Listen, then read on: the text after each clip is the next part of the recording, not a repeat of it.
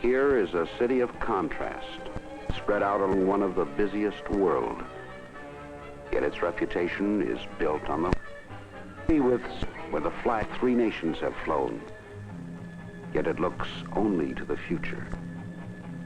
And the old always gives way to the...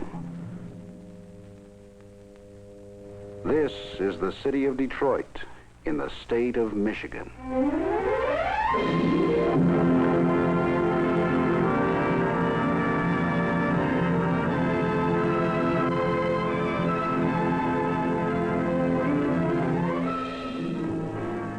Perhaps fate had its eye on this place from the very beginning. On a ledge, high up against the face of the old city hall in Detroit, stands a man of stone. He is looking endlessly out over a square that bears his name, Cadillac. Sometimes, just after dawn, it is quiet in Cadillac Square, and you can hear the beating of the pigeons' wings. It must remind the stone man of how it was when he landed on this river shore back in 1701. No boat whistle sounded then. There were no steel mills, no docks and factories, only a silent wilderness and the river flowing between the lakes. In the library on Woodward Avenue today, there is a map, an idea of how it looked that year on the morning of July 24th. There was a big plan back of this landing. The French wanted furs, and they wanted to get in behind the English on the wild continent. Down from the north, they sent Antoine de la Mothe Cadillac and 100 men to the Place du Detroit, the place of the strait. They built a stockade on the strait, called it Fort Pontchartrain. You can see a model of it in old Fort Wayne on the river today. Before long, people were calling this little settlement Detroit. By the year 1800, men arrived who left a lasting impression on the community. One was the Reverend Richard Pollard, who paddled his canoe across the river from Canada to hold Episcopal church services in Detroit. He met with his frontier congregation in the old Indian Council House, the only available place for public assembly. Today, on this exact location, stands Old Mariners Church, the oldest Protestant church building in Detroit. It serves as a focus for many civic and interdenominational services in the heart of Detroit's new civic center.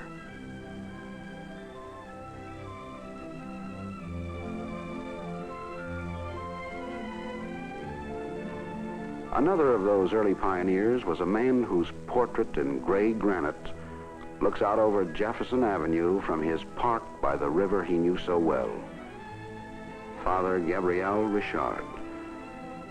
And this statue is not his only monument. The Detroit News, the Detroit Free Press, are something to remember him by because he brought the first printing press to the Michigan wilderness. He helped save Detroit when it was all but burned off the map.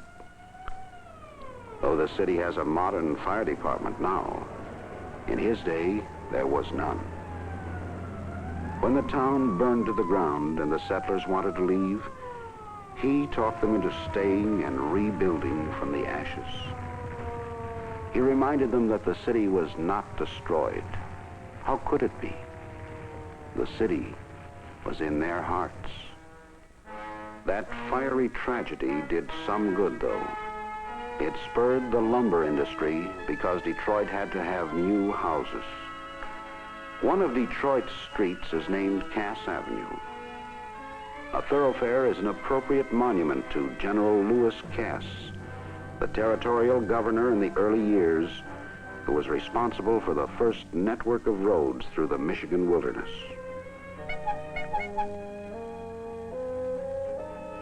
There was another man who made a contribution in those early years. This was Dr. Douglas Houghton. As state geologist, he showed the way for the copper miners and iron miners, the lake boats that whistle in the river carrying raw materials of civilization are extensions of his dream. As the years went by, the people of Detroit put their skills to good use on the earth treasures Houghton had found for them.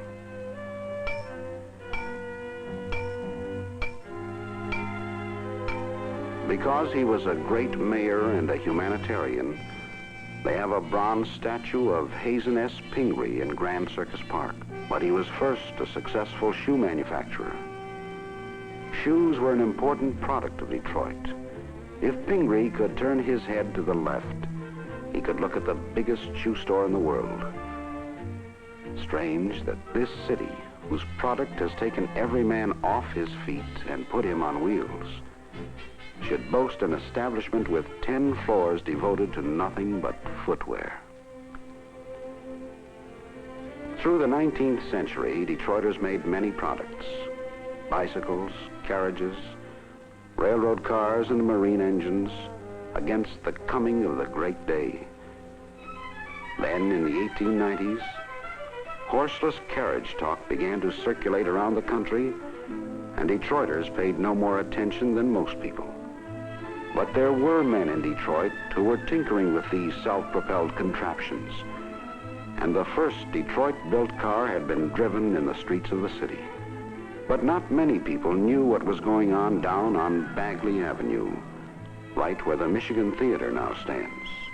Early one morning, a man named Henry Ford, who had been building a horseless carriage in a shed back of his home, wheeled it out into the alley and started it up. The echoes of that two-cylinder motor have never died, and they never will. It's in many places. But the industry caught on and grew in the town that started as a fur depot with canoes parked at its door. The know-how was here, and the waterways for the vast loads of raw materials. Blacksmiths, marine engine, and carriage builders easily switched over to car building. Then, when they figured out a system of fabricating the parts and putting cars together on a moving conveyor, it set the pattern for mass production. The mass production of all kinds of wonderful products. It fired the starting gun for today and the greater days that lie ahead. Now, on every highway in the land goes the work of the people of Detroit.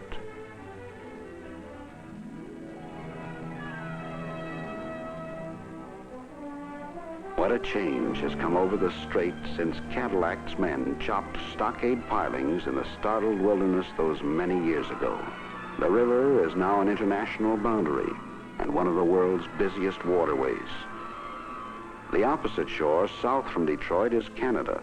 Windsor, Ontario looks across the water, and the people of the two cities go back and forth across the Ambassador Bridge, a suspension span that connects two nations, or by way of the only international tunnel of its kind.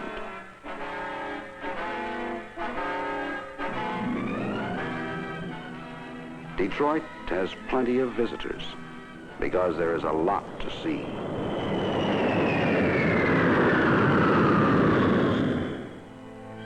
Most of all, they will see a city on the move. The face of Detroit is changing every day. The old worn-out structures are torn down to make way for beauty like the Veterans Memorial Building on Detroit's waterfront.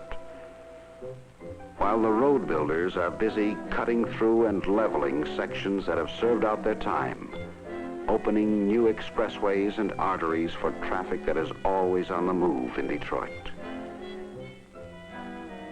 But most cars ride on their first trip through Detroit streets. Car building depends on literally thousands of suppliers of parts and materials spread like a network throughout the country,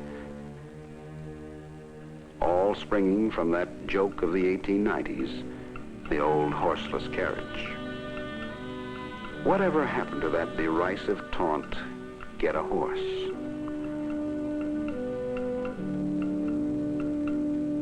Well, almost any day down by the river you can still see horses at work in Detroit.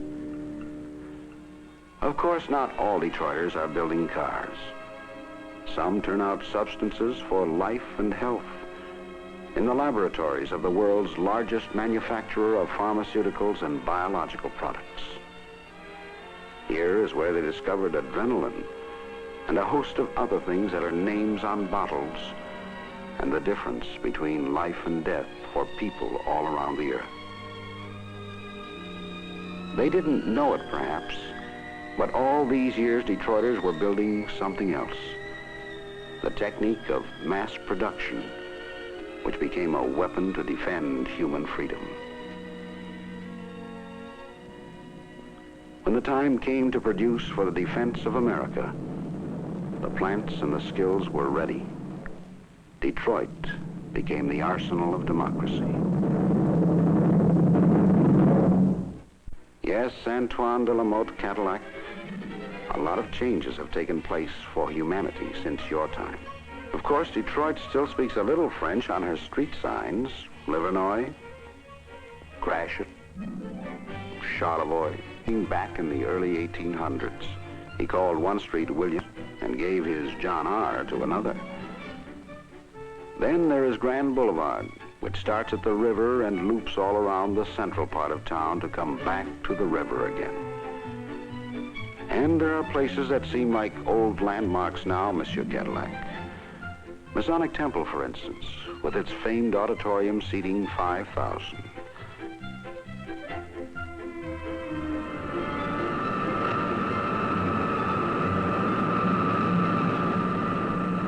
And there are some things that would seem a miracle to you, this jet airliner and the Detroit Metropolitan Airport.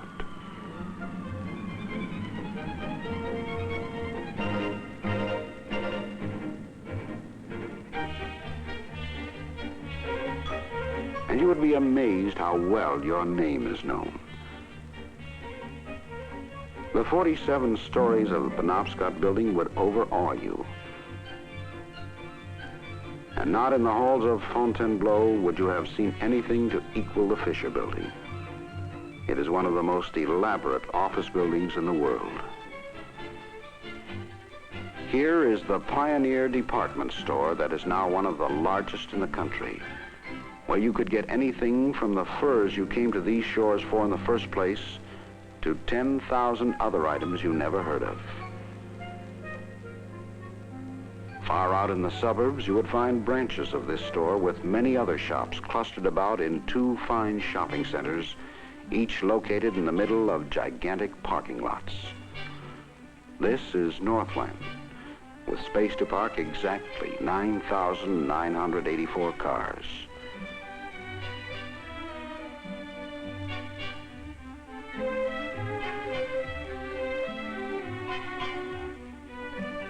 Here in a garden setting, 110 stores and services spread out among colorful promenades with beautiful flowers and unusual fountains.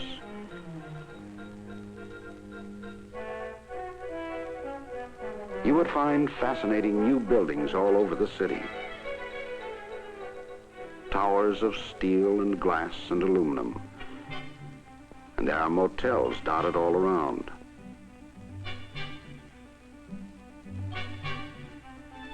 Many with their own swimming pools.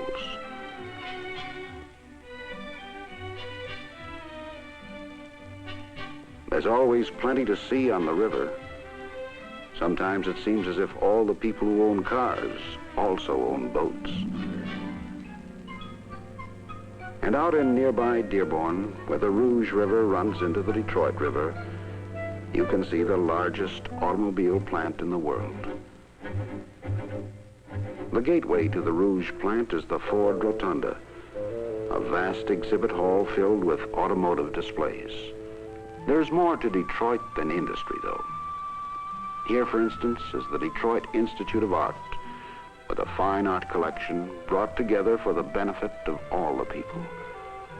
You see, Detroiters appreciate those things that enrich the mind and the spirit.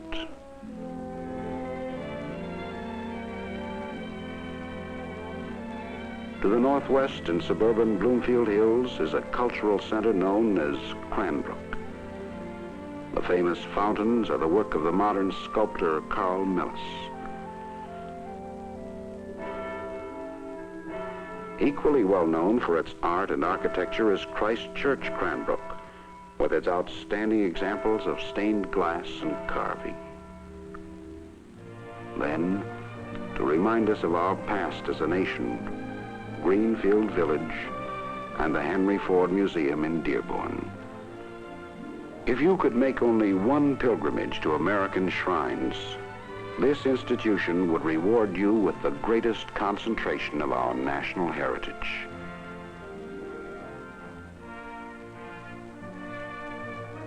Transported to Greenfield Village from New Jersey is the Menlo Park Laboratory where Edison lit the first electric light, as well as McGuffey's Schoolhouse and the Black Walnut Courthouse where Lincoln practiced law, and all the other historic structures that have been saved for posterity. Detroit is proud of its united foundation, combining all fundraising appeals into one great torch drive for charity and meeting one of the highest quotas in the country. Then there are institutions like this, one of many fine hospitals in the metropolitan area. The needs of the mind are attended to by a great city school system. And Detroit is noted for its fine colleges and universities, like the famous University of Detroit and Wayne State University, which has grown from modest beginnings in an old high school building to a beautiful campus spreading out from the Art Institute and the library in the very heart of the city. The work of many of America's creative architects can be seen in the beauty of this university. So you see, metropolitan Detroit is more than an important industry. Thousands upon thousands of the cars that originated here come rolling back every year, bearing Americans who are visiting one of the greatest sightseeing sections of the country. A lot of the woods, lakes, and streams of Michigan are as unspoiled as they were when the voyageurs came over the waters in their canoes. This is the gateway to trout, bass, muskie, and northern pike country. This is also the gateway to great hunting country and the winter sports area of northern Michigan. Who has a more varied choice of sports than Detroiters? First and foremost, the Detroit Tigers, with pretty close to the best stadium in the country. This is also the home of a colorful professional football team, the Detroit Lions.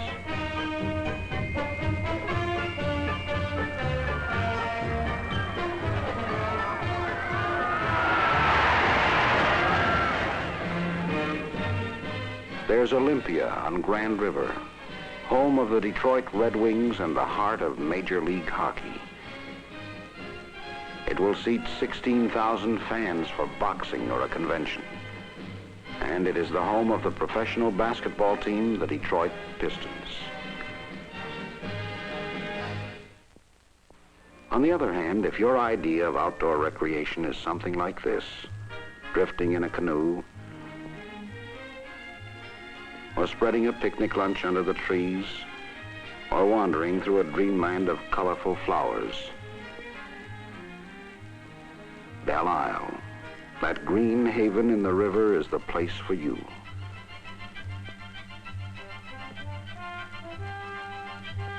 You can drive over the bridge and feel your tensions relax. Detroit is dynamic against the sky, but a world away across the water. If you want even more elbow room, there are 1,200 rolling acres in River Rouge Park where you can lie under a tree and listen to the song of the earth, or go into action and work off steam. The season needn't matter, because in winter there's a 6-acre skating rink and a whole row of 700-foot toboggan slides. There's speedboat racing on the Detroit River, where the Harmsworth Trophy has been contested for and won so many times. An annual event is the International Tugboat Race over a 6-mile course in the river. If you like graceful sport, there is sailboating throughout the summer season. Out near Royal Oak is Detroit's Municipal Zoo, one of the finest zoos in the country, where the animals and people are separated not by bars, but by deep moats and low walls. Right under the city, 1,100 feet below the ground, there wind the mile-long corridors of a gigantic salt mine.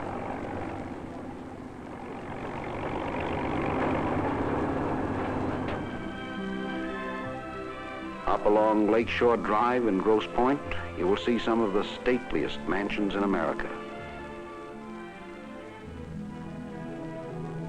And out in the suburbs are mile after mile of new homes, with more being built every day. For Detroit is a city on the move, growing, reaching out, yet recognizing its need for spiritual growth as well.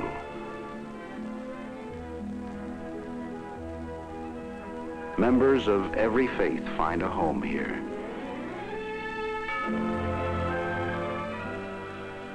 And nowhere is the meaning of mission activity felt more keenly than in the heart of the city, with its ever-changing pattern of population. Here you can feel the faith of this city at work.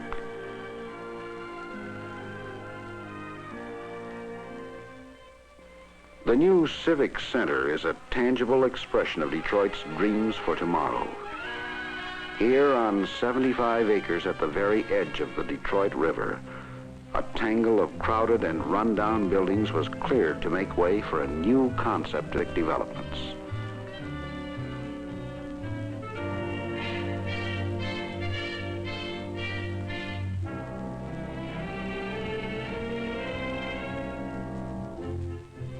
Largest of the new buildings is Cobo Hall, named for the mayor of Detroit, whose vision prepared the way for all these gleaming buildings. Cobo Hall has 51 acres of floor space available for conventions, exhibits, and displays.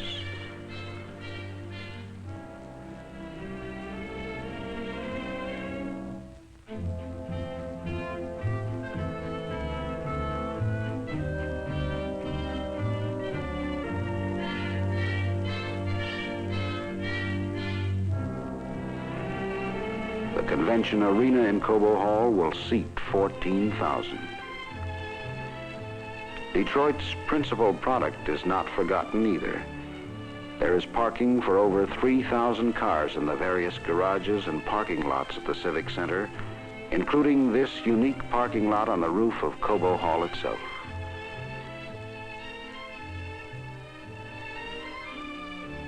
Nearby is the new Henry and Edsel Ford Auditorium, home of the famed Detroit Symphony Orchestra. Across Jefferson Avenue and towering over the Civic Center is the new City-County building, where more than 40 executive, legislative, and judicial departments have conveniently been brought together in one 20-story building. Here at the entrance to the building is the spirit of Detroit. This massive bronze figure holds symbols of God and of the family, the foundation of all hope and new life. For Detroit has always moved forward on faith, building and rebuilding, shaping its own destiny with the imagination and abilities of its people. This is the way it is with the city of Detroit, the city that changed the transportation of man around the world, the city that grew up on the straight. The old gives way to the new, yet all that is good is cherished and contributes to the dream of the future. For Detroit, the city of contrasts, looks toward tomorrow, confident that its great goals will be gained through the vision, cooperation, and energy of all its people.